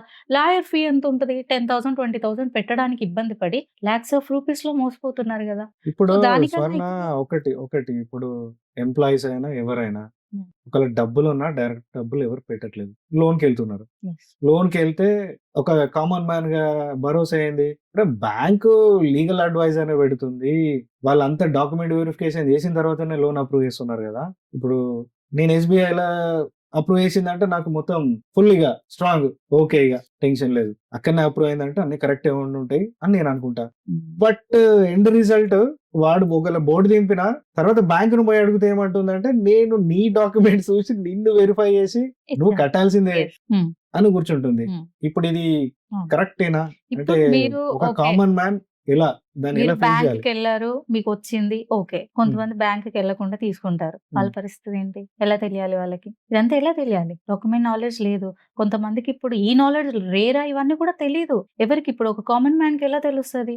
నాట్ ఓన్లీ కామన్ మ్యాన్, మంచి మంచి సాఫ్ట్వేర్ ఇంజనీర్స్ కి కూడా రేరా ఇప్పుడు తెలియదు, అంత తెలియదు, అంత ఇప్పుడు నాలెడ్జ్ ఐ అగ్రి, ఎంత ఐ అగ్రి తెలుసుకుంటున్నారు భార్గవ్, ఐ అగ్రి వాళ్ళకి? స్వర్ణ. Yeah. మనం లీగల్ ఒపీనియన్ తీసుకోవాలి. లీగల్ ఒపీనియన్ తీసుకుంటేనే అన్ని తీసుకుంటేనే బ్యాంక్ లోన్ వచ్చింది. అవును, నేను అవన్నీ పాస్ చేసిన, ఓకే. నిన్ను ఆ, చేయకుండా లేను. ఉమ్, ఇప్పుడు బాజ్పేయి ఇన్సిడెంట్స్ తీసుకుందాం మొన్న. ఓకే. సడన్ గా మొత్తం విల్లాలని అడుగుట్టేసాడు. ఉమ్, అదేదో ఫుల్ ట్యాంక్ లెవెల్ అంటే అది FTL ఇప్పుడు మీరు చెప్పే ఇన్స్టెన్స్ ఎక్కడ జరిగింది అంటే, ఇది గవర్నమెంట్ తీసుకున్న డెసిషన్ వల్ల వాళ్ళు సఫర్ అయ్యారు. ఎందుకు అంటే ఇప్పుడు మోస్ట్ ఆఫ్ ద కేసెస్ ఇప్పుడు మనం తీసుకుంటే మన నియర్ బై దిల్షనాలో సింగరేణి కాలనీ ఉంది. సింగరేణి కాలనీలో ఉన్న ప్రతి ఇల్లు ఎఫ్టీఎల్ లో ఉంటుంది. మీరు చెప్పిన ఫుల్ ట్యాంక్ లెవెల్లోనే ఉంటది కన్స్ట్రక్షన్. సో ఎఫ్టీఎల్ లో ఉన్నప్పుడు వాళ్ళు కొనుక్కున్నారు, రిజిస్ట్రేషన్స్ జరిగాయి, అన్ని జరిగాయి. బట్ ఎప్పుడైతే ఈ హైడ్రా వచ్చాక మీరు చెప్పిన బాజ్పల్లి ఇన్సిడెంట్ తో వాళ్ళు ఇబ్బందులు పడ్డారు. సో ఇది గవర్నమెంట్ చేసిన డెసిషన్. దానికి ఇప్పుడు వాళ్ళు కోర్టుకు అప్రోచ్ అవ్వడం తప్ప ఇమీడియట్ గా వాళ్ళకి రిలీఫ్ దొరికే ఛాన్సెస్ అనేవి ఉండవు. ఇక కోర్టుకు పోతే ఏం జరుగుతుందో అదే, ప్రతి కామన్ సంవత్సరాలు మ్యాన్ అంతే తెలుస్తుంది. సంగతి. ఇంకా కోర్టుకెళ్ళారంటే జనరేషన్స్ పాస్. అంటే రిజల్ట్ చూడకుండా పోయిన వాళ్ళు, పైకి పోయిన వాళ్ళు కూడా ఎంతో మంది, నా ఫ్రెండ్స్ వాళ్ళ ఫాదర్స్ ఫైట్ అంటే చేసి చాలా మంది వాళ్ళు ఉన్నారు చూడకుండా అలా. వెళ్ళిపోయారు మీకు ఒక రిజల్ట్. సేయింగ్ ఉంది, తెలుసో తెలియదు, కోర్టులో కేసు పడితే ఇయర్స్ గడుస్తుంది. గెలిచిన వాడేమో ఓడిపోయిన వాడేమో కోర్టులో ఏడుస్తాడు, గెలిచిన వాడు ఇంటికి వచ్చి ఏడుస్తాడు. ఇన్ని సంవత్సరాలు, ఇన్ని సంవత్సరాలు పసాక్. డిఫరెన్స్ అదనమాట, పెద్ద చేంజ్ ఏముండదు ఇద్దరికి. అంటే ఇద్దరికి పనిష్మెంట్. పనిష్మెంట్. ఓకే, అది jokes apart, but It's fact. True. So మీరు చెప్పిన బాజ్పల్లి ఇన్సిడెంట్ అది జరిగింది ఎందుకు అంటే it's purely because of HYDRAA. ఇప్పుడు వాళ్ళు కోర్టుకి వెళ్ళిరు, బ్యాంక్ ఏమో కట్టమంటుంది, బ్యాంక్ కట్టమంటది, ఖచ్చితంగా కట్టమంటది. వాళ్ళేమో కట్టి శాలరీ తీసుకుంటే అకౌంట్లు కూడా మార్చుకునే ఇన్స్టెన్స్ ఉన్నాయి. అంటే ఎలా ఉంటది అంటే ఇప్పుడు FTL లో ఉందా లేదా అనేది బ్యాంక్ ఖచ్చితంగా చూస్తుంది ఖచ్చితంగా. FTL లో లేకుండా చూస్తుంది. కానీ ఇప్పుడు వచ్చిన హైడ్రా తర్వాత ఏమైపోయిందంటే ప్రతి ఒక్క కస్టమర్ ప్రతి కంపెనీకి వెళ్ళగానే ఫస్ట్ అడిగేది హైడ్రా ఉందా, హైడ్రా రిస్క్ ఏం లేదు కదా. హైడ్రా రిస్క్ లేదు అని చూపించడానికి ఏంటంటే ఇప్పుడు కొత్తగా ఇరిగేషన్ డిపార్ట్మెంట్ నుంచి ఒక క్లియరెన్స్ తీసుకురామంటారు. అవునా? ఇరిగేషన్ డిపార్ట్మెంట్, సో దట్ మన చుట్టుపక్కల చెరువులు ఏం లేవు, కుంటలు ఏం లేవు, ఓకే. అది ఎంత డిస్టెన్స్ లో ఉంది ఏంటి, దాని నుంచి వచ్చిన ఎఫెక్ట్ మీరు చెప్పిన బాజ్పల్లి ఇన్సిడెంట్. ఇప్పుడు ఒక బిల్డర్ ని నేను ట్రస్ట్ చేయాలంటే నేను ఏమేం చూడాలి, నాకు ఎట్లా తెలుస్తుంది రెడ్ ఫ్లాగ్స్ ఉన్నాయి అని? రెడ్ ఫ్లాగ్స్ ఉంటే వాళ్ళ జోలికి ఉన్నాయి. సో దాన్ని ఎట్లా ఐడెంటిఫై చేయొచ్చు యాజ్ పర్ యువర్ ఎక్స్పీరియన్స్? ఇప్పుడు మీరు ఫస్ట్ బేసిక్ గా మీరు ఏ కంపెనీకి వెళ్ళినా గానీ ఫస్ట్ మీకు ఏం చేస్తా అంటే పిక్ అండ్ డ్రాప్ ఒక వెహికల్ ఇస్తాడు వీకెండ్ లో. I enjoyed that. మిమ్మల్ని తీసుకెళ్తాడు, మొత్తం సైట్ సీయింగ్ చూపిస్తాడు, ఒక పిక్నిక్ లాగా తీసుకెళ్తాడు, ఫ్రీ ఫుడ్. ఆ రోడ్ కూడా వేరే ఉంటదండి, వాళ్ళు అనుకున్న రోడ్ మీద నుంచే తీసుకెళ్తారు. వాళ్ళు అనుకున్న రోడ్డు నుంచే తీసుకెళ్తారు. ఇక్కడ మొత్తం ఏమంటారు ఇంటర్నేషనల్ లెవెల్లో కలర్ ఫ్లాగ్స్ ఉంటాయి. ఇవంతా మీరు ఫేస్ చేసాడు అంటే ప్రతి కామన్ మ్యాన్ చూపిస్తారు. సో మీరు అది వెళ్ళేసి వస్తారు. వెళ్ళగానే వాడు ఏం చేస్తాడంటే ఫ్రీ ఫుడ్ పెట్టేగానే ఎమ్మటే ఆఫీస్ కి తీసుకెళ్తాడు. అదే వీక్ తీసుకెళ్ళి ఒక బుక్ ముందర పెడతాడు, this is the history of this land అని. ఇది పహాని, ఇది అంటే మామూలు సామాన్య మానవునికి అర్థమయ్యే భాష ఉండదు, అది ఉండదు. సో అది మనం తీసుకొని ఏమంటామంటే మాకు ఒక కాపీ ఇవ్వగలుగుతారా అంటాం. సరే చూడండి అంటారు, అది తీసుకొస్తాం. మనం అది తీసుకొచ్చి ఏం చేస్తామంటే మనం అటు తిప్పుతాం ఇటు తిప్పుతాం, తీసుకెళ్ళి మళ్ళీ ఇస్తాం. లీగల్ ఒపీనియన్స్ ఉన్నాయా, అన్ని క్లియర్ ఉన్నాయి సార్ అంటాడు వాడు. సో మనం అక్కడ చేయాల్సింది ఏంటంటే ఒక అడ్వకేట్ ని ఎంగేజ్ చేసుకొని వాళ్ళ ఒపీనియన్ తీసుకుంటే మోస్ట్ ఆఫ్ ద రిస్క్ అనేది చిన్న టోకెన్ అడ్వాన్స్ ఇవ్వాలన్నా కానీ ఫస్ట్ అడ్వైస్ తీసుకోవాలి. సో చాలా మంది మేము టోకెన్ అడ్వాన్స్ ఇస్తేనే ఆ డాక్యుమెంట్ ఇస్తాం అంటారు. టోకెన్ అడ్వాన్స్ ఇస్తేనే డాక్యుమెంట్ ఇస్తాము అని ఉన్నారు. చాలా టోకెన్ అడ్వాన్స్ ఇస్తేనే ఆ డాక్యుమెంట్ ఇస్తాము అంటే బెటర్ టు లీవ్ దేర్. అంటే టోకెన్ అంటే ఇప్పుడు మనుషుల సైకాలజీ ఏంటంటే ఒకవేళ టోకెన్ అడ్వాన్స్ ఒక 5,000 ఇచ్చినా Hmm. 5,000 పోవట్టే పో. 5,000 ఎట్లా పోతాయి అని చెప్పేసి ఇరుక్కుంటున్నారు. 5,000కి ఇరుక్కున్న వాళ్ళు ఇన్స్టెన్స్ కూడా ఉన్నాయి. యాక్చువల్గా అక్కడ 1 రూపీ కూడా కట్టాల్సిన పని లేదు. అక్కడ తను డాక్యుమెంట్ ఇవ్వలేదంటేనే మీకు అర్థమై ఉండాలి ఏదో హైడ్ చేస్తున్నారు వాళ్ళు మీ దగ్గర. Hmm. అది కరెక్ట్ గా లేదు అనేది మీరు క్లియర్ గా అర్థం చేసుకోండి. అంటే సో మీకు జెన్యున్ గా ఉన్న కంపెనీ ఏ కంపెనీ అయినా కూడా భయపడదు ఇవ్వడానికి. డాక్యుమెంట్ ఇవ్వడానికి ఎవరు భయపడరు. డైరెక్ట్ మనం చెప్పొచ్చు మేము మా ఫ్యామిలీ అడ్వకేట్ ఉన్నాడు, మేము లీగల్ గా చూసుకొని మేము ప్రొసీడ్ అవుతామని చెప్పొచ్చు ధైర్యంగా మనం. అలా చెప్పి తీసుకోవచ్చు వాళ్ళ దగ్గర నుంచి. అయితే మీరు వాళ్ళు అదంతా ఫస్ట్ కరెక్ట్ కాన్ఫిడెంట్ గా Yes. డాక్యుమెంట్స్ అన్ని అడిగి తర్వాత డెసిషన్ తీసుకుంటాను. ఖచ్చితంగా అది డాక్యుమెంట్స్ అది 100% ఇప్పుడు కస్టమర్స్ Document చేయాల్సింది తీసుకోవాలి. కూడా అదే. 1-2 సార్లు చూపించాలి. Yeah. క్రాస్ చెక్ అనేది ఖచ్చితంగా ఉండాలి. అంటే డాక్యుమెంట్ ఒక 2-3 ఒపీనియన్స్. తీసుకోవడం బెటర్ అది. ఇప్పుడు తర్వాత నష్టపోయి బాధపడే కన్నా ఇది బెటర్ కదా. సో రిస్క్ ఛాన్సెస్ చాలా తగ్గుతాయి. 99% అక్కడ మీకు క్లారిటీ వచ్చేస్తుంది. మోసపోయే ఛాన్సెస్ చాలా వరకు తగ్గుతాయి ఇలా చేస్తే. అండ్ ఇంకా చాలా మంది ఇంకా సర్లే వాళ్ళు అన్ని బ్యాంక్ వెళ్తున్నారు కదా ఇవన్నీ ఇప్పుడు మీరు అన్నట్టుగానే ఈజీగా ఎలా వాళ్ళు అప్రూవల్ చేస్తారు, అంత కరెక్ట్ గానే ఉంది కదా వీళ్ళు ఇది చూపిస్తున్నారు అలా చూపిస్తున్నారు అని మనం అనుకుని వెళ్తే ఇంకా అంతే సంగతి. ఓకే. ఓకే వాళ్ళు ఎంత చెప్పినా కూడా మనం చెక్ చేసుకోవడంలో తప్పేంటి. Correct. ఫస్ట్ ఇదంతా మనం వెరిఫికేషన్ చేసుకొని ఒక స్టెప్ ముందుకేయడం బెటర్ కదా. ఫస్టే మనం అక్కడ లేదు ఇప్పుడు మనం కూడా అయ్యో వాళ్ళు చెప్పేది ఎలా ఉంటుంది అంటే ఈ రోజు ఉన్న ప్లాట్ రేపు ఉండకపోవచ్చు, అది వెంటనే క్లోజ్ అయిపోతుంది, అట్లీస్ట్ ఎంతో కొంత బ్లాక్ చేస్తాము ఇలా చెప్తారు.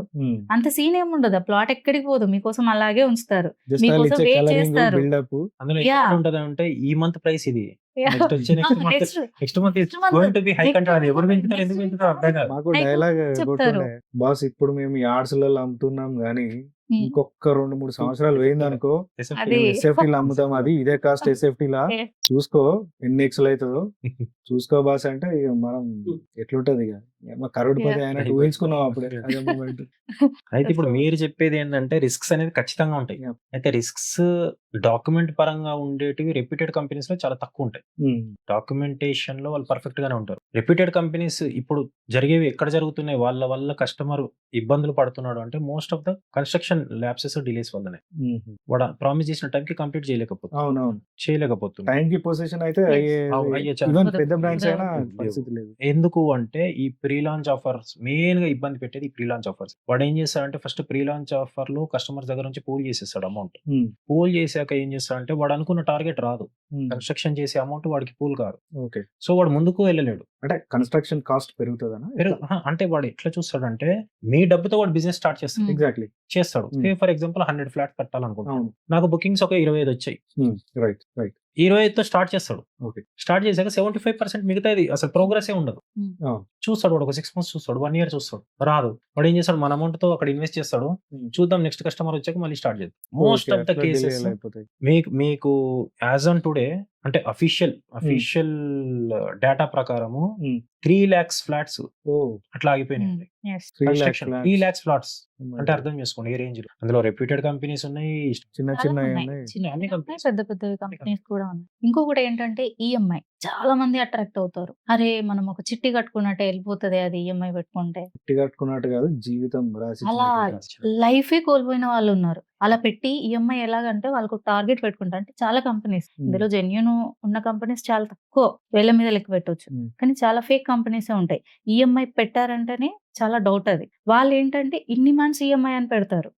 ఎందుకంటే నేను కొన్ని కంపెనీస్ చూసాను అలా చేసిన వాటికి. ఇన్ని మంత్స్ ఆ మంత్స్ లో వాళ్ళ టార్గెట్ ఫినిష్ అయిపోతుంది. అక్కడ తక్కువకి ఇస్తానంటున్నారు. సపోజ్ ఒక 20 months ఈఎంఐ పెట్టారు. Correct. ఈ 20 months లో వాళ్ళకి కావాల్సిన అమౌంట్ వస్తుంది. నువ్వు తర్వాత కట్టే అమౌంట్ అంతా కూడా ఎక్స్ట్రానే. ఇంకా ఇది ఆల్రెడీ ఎక్స్ట్రా లాభంతో వచ్చింది. ఈ 20 months లో వాడికి కావాల్సిన లాభం అంతా లాగేస్తున్నాడు. ఇక్కడ ఎక్సెస్ అమౌంట్ నీ తర్వాత వచ్చేదంతా కూడా ఇంకా ఎక్కువ మోర్. ఈ ఇప్పుడు 20 months లో చాలా అంటే ఒక డబుల్ త్రిబుల్ అమౌంట్ ఇక్కడ వస్తుంది. ఇప్పుడు ఇంకొకటి సార్, ఇది ఒక బ్యాంక్ లో already approved project is approved by so and so bank అని ఉంటది. ఇప్పుడు నేను పోయి నాకు ఈ బ్యాంక్ లో బై ఇంకో బ్యాంక్ లో అంటే అటు జంకుతాడు.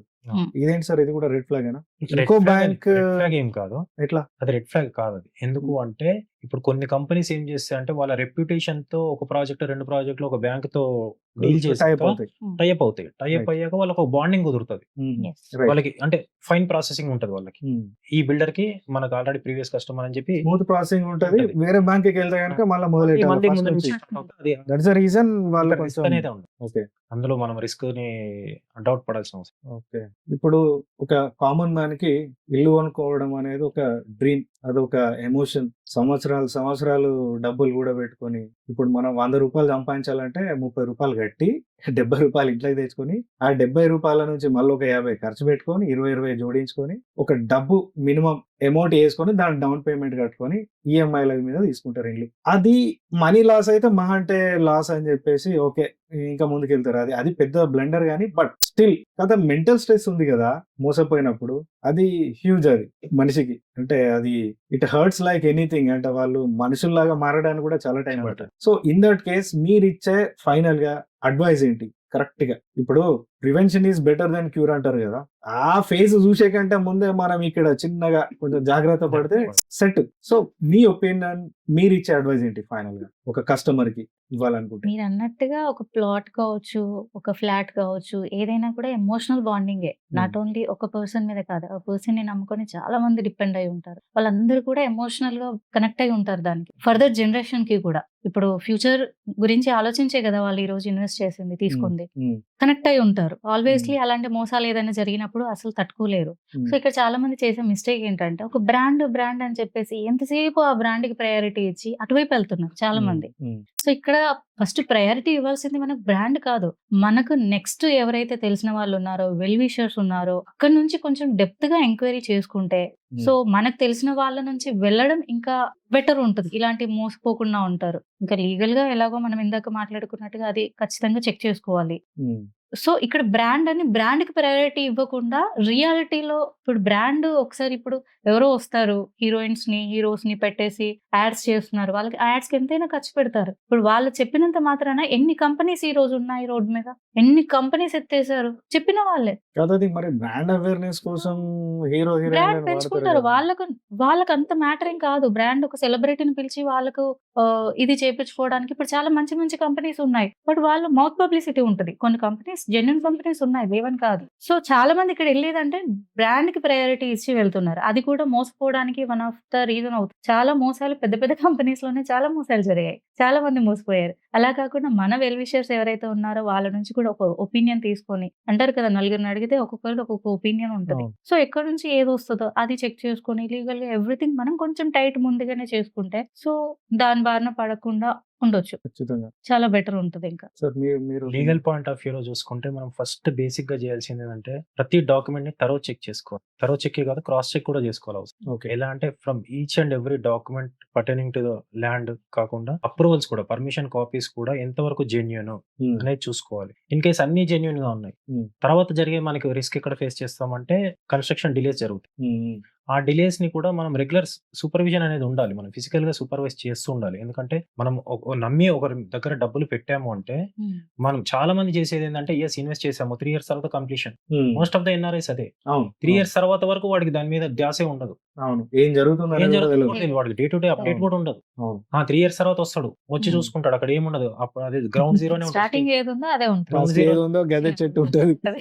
సో మనం చేయాల్సింది ఏంటంటే వెళ్ళి ఫిజికల్ గా మనం కూడా సూపర్విజన్ చేస్తూ ఉండాలి. ప్లస్ ఎక్కడైనా డిలే రానివ్వండి అక్కడ రెడ్ ఫ్లాగ్ రేస్ చేయాలి ఖచ్చితంగా. లైక్ ఇందాక చెప్పినట్టు రేరాని అప్రోచ్ అవ్వచ్చు. అది మంచి ప్లాట్ఫామ్ అది. ఎందుకంటే ఒక కస్టమర్ ని సేఫ్ గార్డ్ చేయడానికి రేరా యాక్ట్ తీసుకొచ్చారు. సో మనం దాన్ని అప్రోచ్ అవ్వచ్చు. అప్రోచ్ అయ్యి మనకి ఏం జరుగుతుంది, మనం ఎక్కడ అనేది చెప్పి మనం వెళ్ళి వాళ్ళకి కంప్లైంట్ ఇస్తే వాళ్ళు మన సైడ్ ఉంటారు, ఖచ్చితంగా ఉంటారు. మనం మాక్సిమం ప్రొటెక్ట్ చేస్తారు. ఓకే, దాన్ని తొందర అయ్యే ప్రయత్నము అక్కడ జరుగుతుంది, లేదు వాళ్ళకి పెనాల్టీ కూడా పడుతుంది. సో మానిటరీ గా కూడా మనం బెనిఫిట్ అవుతాం అక్కడ.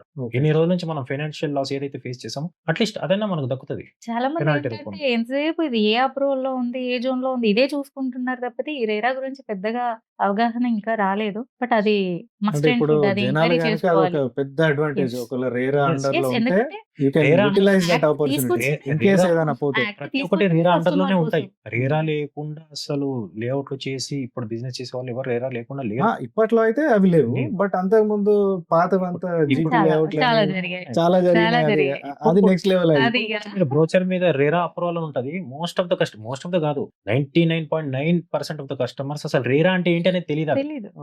రేరా అప్రూవల్ ఉంది. ఎస్ రేరా అప్రూవల్ ఉంది కదా. ఏదో వన్ ఆఫ్ ది అప్రూవల్ అంతే. దాని వల్ల బెనిఫిట్ Benefits తెలియదు. రేరా పెట్టిందే కస్టమర్స్ కోసం. కస్టమర్స్ రీఅడ్రసల్ ఫారం అది. ఒకసారి మనం approach కొనుక్కునే అవ్వచ్చు. ముందు ఇవన్నీ కూడా వాళ్ళు చెక్ చేసుకొని అసలు ఏం తెలుసుకోవాలి, వాళ్ళ ఇన్ఫర్మేషన్, బేసిక్ ఇన్ఫర్మేషన్ ఏం తెలుసుకోవాలి అనేది కూడా నాలెడ్జ్ పెంచుకుంటే ఇంకా బెటర్ గా వెళ్ళొచ్చు. డెఫినెట్లీ అండి. ఇవ్వండి so far discussion with our friends. So hope మీకు కొంచెం డాట్స్ కనెక్ట్ అయ్యే ఉంటాయి. ఒకవేళ స్టిల్ మీకు ఏమన్నా డౌట్ ఉన్నా జర కామెంట్ లో పెట్టుర్రి. నేను పర్సనల్ గా వీళ్ళకి కాల్ చేసి అది కనుక్కొని మళ్ళీ మీకు రిప్లై ఇస్తా. సో అయితే నేను రీసెంట్ గా అనలిటిక్స్ చూస్తున్నా 76% సబ్స్క్రైబ్ చేసుకోవట్లేదు. Please subscribe to my channel. ఎందుకంటే ఇది నాకు ఇచ్చే చిన్న మోటివేషనే. నేను ఇప్పుడు ఒక స్టార్ట్అప్ లాంటిదే, స్టార్ట్ లో ఉన్నా. ఎంకరేజ్ మీ.